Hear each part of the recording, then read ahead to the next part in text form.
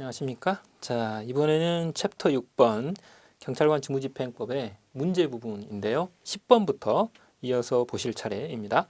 10번 문제는 경찰관 직무집행법상 위험 발생 방지를 위한 조치 대상이 아닌 것은 이렇게 되어 있습니다. 경찰관 직무집행법 5조 1항에 위험 발생 방조치의 대상이 제1항이 굉장히 길게 소개가 되어 있죠. 주로 이제 뭐 사람들이 인위적으로 일으키는 그런 부분도 있지만 뭐 위험한 물건이 쉽게 말하면 이제 짐승이죠. 이게 이제 출현을 했다거나 아니면 교통사고가 났다거나 뭐 건물이 붕괴됐다거나 여러 가지 상황들이 규정이 되어 있습니다. 그런 부분들이 아닌 것, 즉 규정되어 있는 내용이 아닌 것을 묻고 있어요. 10번은 1번 인공구조물의 파손, 2번 위험한 동물의 출현, 3번 교통사고와 같은 이런 부분들은 5조 1항의 위험 발생 방조치의 대상으로 열거가 되어 있어요. 그런데 4번에 나와 있는 벌금 수배자 출현이라는 것은 내용이 없습니다. 정답이 4번인데요. 이 위험 발생 방조치는 결과적으로 말 그대로 이 사람에 의하든 자연재해에 의하든 어떤 이런 형태로든 간에 혹은 짐승에 의하든 간에 결과적으로 위험이 발생되어서 질서가 무너져서 그런 부분들을 회복시켜야 되는 상황을 묻고 있는 거예요. 그렇기 때문에 이런 무슨 수배자가 출연했다거나 이런 부분들은 여기에 대상이 당연히 아니죠. 그래서 정답이 4번이 되는 거고요. 자, 그러면 이제 조문을 한번 살펴보겠습니다. 5조 1항인데요.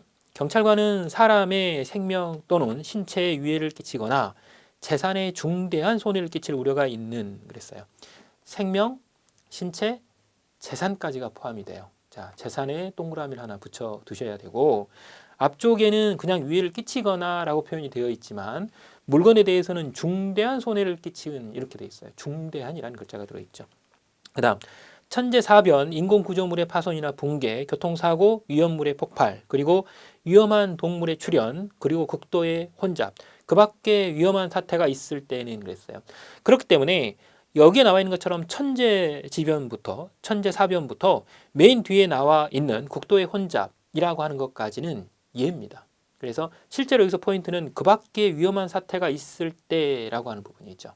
자, 이럴 때는 1호, 2호, 3호에 해당이 되는 조치를 할 수 있다라고 돼 있어요. 즉 재량적 처분이라고 하는 것이죠. 그죠? 할 수 있다입니다. 그 다음 1호, 2호, 3호에 보시면 1호는 끄트머리의 경고, 2호는 억류 또는 비난, 3호는 적절한 조치의 내용이에요. 그 적절한 조치를 하게 할 수도 있고 직접 경찰관이 할 수도 있고 이렇게 돼 있죠. 자, 그래서 경고, 2호의 억류, 비난, 3호의 조치의 대상이 각각 누구인가가 시험 문제가 될 수 있는 것이죠. 이때까지 기출문제가 많이 있죠. 그래서 이 부분 알아두셔야 됩니다. 1호, 경고의 대상은 그 장소에 모인 사람, 사물의 관리자, 그 밖의 관계인입니다. 근데 여기서 포인트는 그 장소에 모인 사람이다. 그 장소에 모였다라는 것은 일정한 의사를 가지고 거기에 있다라고 하는 것이죠. 그 안에 그 장소에서 뭔가가 있는데 그걸 뭔가를 보기 위하든 거기에 뭔가를 동참하기 위해든 모였다라는 겁니다. 그다음 2호, 매우 긴급한 경우에는 위해를 입을 우려가 있는 사람을 필요한 한도에서 억류하거나 피난시키는 경우를 했어요. 억류하거나 피난한다. 억류한다라는 것은 일정한 장소에 잠깐이라도 좀 가둬놓는 거죠. 피난시킨다는 것은 일정한 장소에서 이렇게 나오시라고 하는 겁니다. 이게 피난인 것이죠. 자, 그렇기 때문에 이 장소적인 요소가 제2호에는 들어있다라는 사실이에요. 그죠? 그래서 대가택적인 요소가 있습니다라는 거죠. 그 다음 1호의 경고는 임의적인 행위예요. 그냥 알려주기만 하면 되는 것이죠. 그러나 억류와 피난은 이 장소에 가둬놔야 되거나 일시적으로 아니면 이 장소에서 피하게끔 해주셔야 되는 이런 부분이에요. 그렇기 때문에 사람에 대한 부분에 어떤 위협력이 행사가 될 수밖에 없는 부분이죠.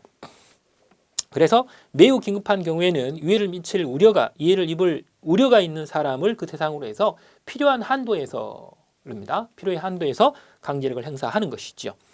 그 다음 3호, 그 장소에 있는 사람, 사물의 관리자, 그 밖의 관계인에게 위해를 방지하기 위하여 필요하다고 인정하는 조치를 하게 하거나, 그렇죠?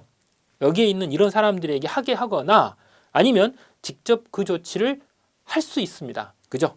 하는 경우라고 되어 있어요. 그래서 조치의 대상은 그 장소에 있는 사람부터 시작이 됩니다. 그 장소에 있다라는 것은 그 장소에 뭔가를 보거나 얻기 위해서 뭔가에 참여하기 위해서 그 장소에 고의로 오신 분이 아닙니다. 그냥 거기를 지나가든 어쩌든 간에 거기에 있기만 하면 되는 것이죠.